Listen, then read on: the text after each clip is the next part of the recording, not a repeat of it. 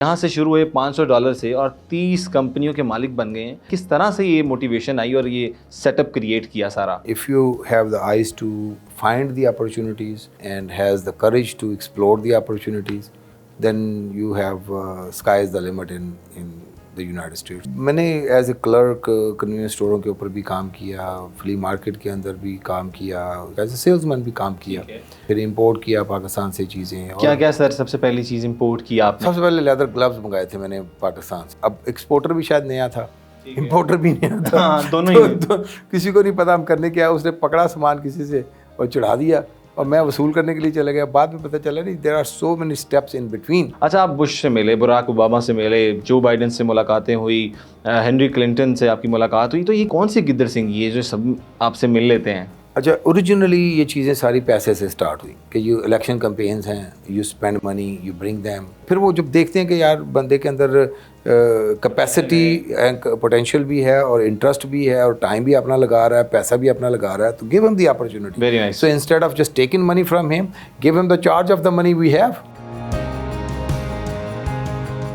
अस्सलामुअलैकुम जी, मैं हूं अब्दुल सिद्दीक और आप देख रहे हैं सोना डिजिटल। नाज़रीन, आज आपकी एक ऐसे शख्स से मुलाकात करवाने जा रहे हैं जो कि अमेरिका में मुकीम हैं, बिजनेसमैन हैं और फाइनेंस के डिपार्टमेंट को देखते हैं। वहाँ पर 30 कंपनियों के मालिक भी हैं माशाल्लाह से अमेरिका में। यहाँ से जब पाकिस्तान से वहाँ गए तो $500 इनके पास था और 30 कंपनियों के मालिक कैसे बने, ये एक मोटिवेशनल स्टोरी है जो आपके सामने हम पेश करेंगे।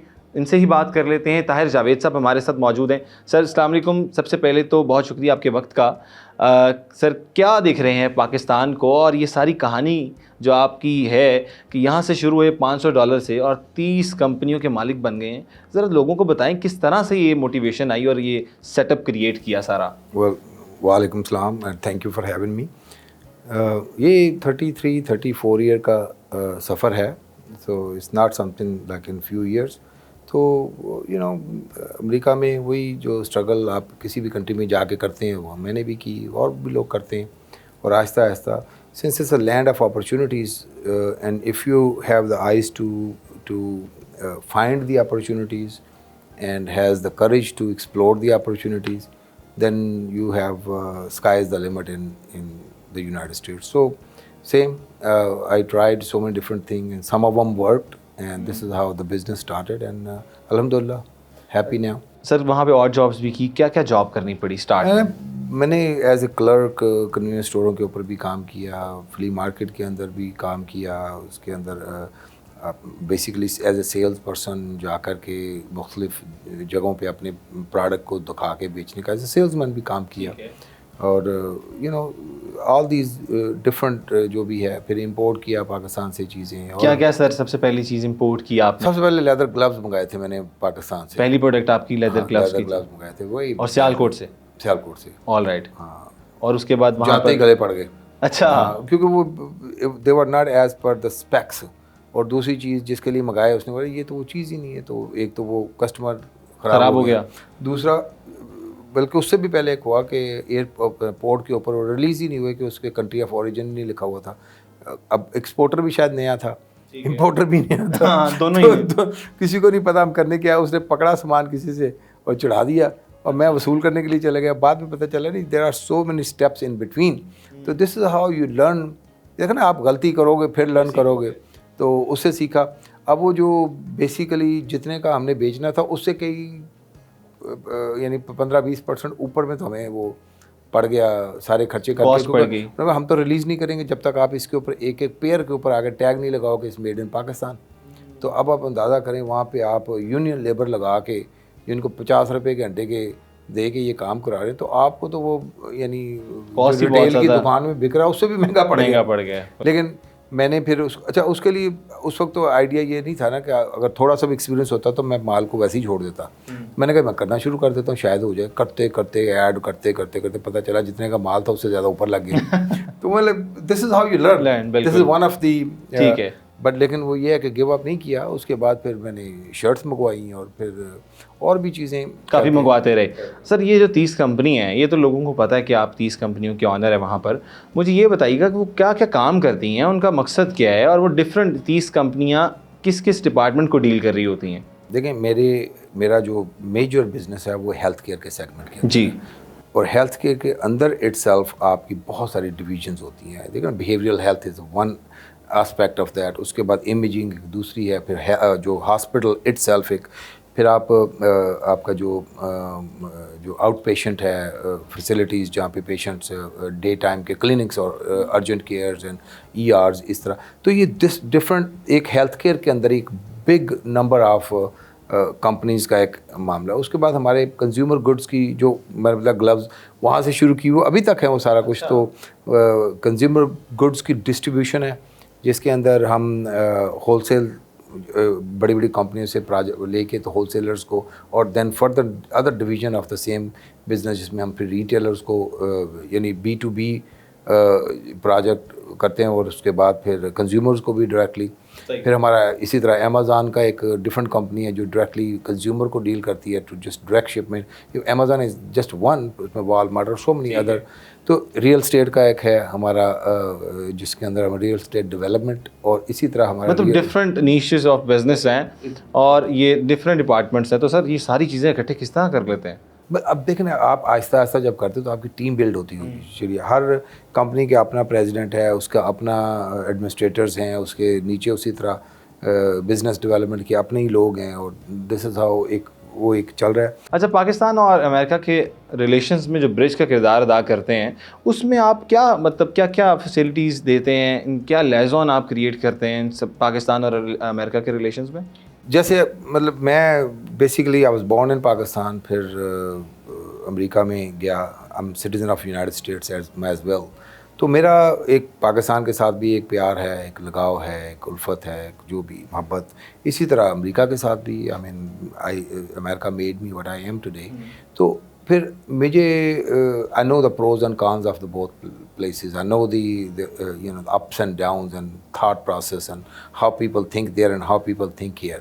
So if I will not become the person who's a liaison between, then who will be?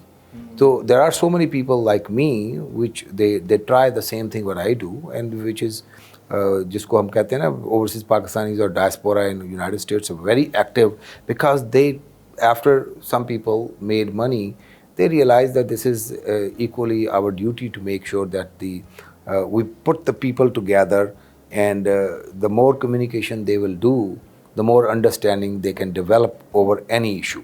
तो उस पर फिर कोशिश करते हैं। जैसे यहाँ से कोई कुछ लोग जब गए होते हैं किसी भी फील्ड के लोग, तो उनकी वहाँ पे प्रॉपर लोगों के साथ मुलाकातें कराएं, डोर्स ओपन करें, उनके उस टाइम को बेटर वर्थ करा दें। इसी तरह वहाँ से जो डेलीगेशन इधर आते हैं, तो स्पेशली बहुत सारे मेरे दोस्त कांग्रेस के और सेनेट के, वो कहते हैं यार आप हमारे साथ चलो, क्योंकि once I came with one person, उसको उस टाइम फ्रेम के अंदर मैंने 3 गुना उनकी मीटिंग सेट करा दी यहाँ पे, और उनको यानी वेरी वैल्यूएबल लोगों के साथ यहाँ पे उनके जो व्यूज़ एक्सचेंज हो गए। तो वो एक देखना, एक कांग्रेसमैन जब भी, फॉर एग्जांपल एक कांग्रेसमैन 1 या 2 यहाँ किसी भी मुल्क में जाते हैं, तो उनकी कोई एम्बेसी के थ्रू जो मीटिंग्स सेट होती हैं, वो ऐसा नहीं है कि वो उन्होंने वही जो इंतहाई ज़रूरी 2-4 चीज़ें उसकी। अच्छा, I just walk in and tell them कि यार आप इतनी दूर सफ़र करके आए, why you want to do 3 meetings आपको मैं। अच्छा, अब कांग्रेसमैन कभी भी हेड ऑफ स्टेट मीटिंग को तो तसव्वुर भी नहीं करता कि एक कांग्रेसमैन यहाँ आएगा और उसकी प्राइम मिनिस्टर से या प्रेसिडेंट से या आर्मी चीफ से मुलाकात होगी। देन आई टेल देम कि यार आप जाएं वहाँ पे, आपकी उसका डोर खोला जा सकता है। तो या फिर ये जो यहाँ के एम्बेसडर्स हैं, sometime they get little surprise के how you open these doors. वरना तो वो फॉरेन मिनिस्टर से मिले, फॉरेन सेक्रेटरी से मिले, और 2-4 अदारों के अंदर अपनी प्रेजेंटेशंस ली, एंड दे गॉन के भी we have done.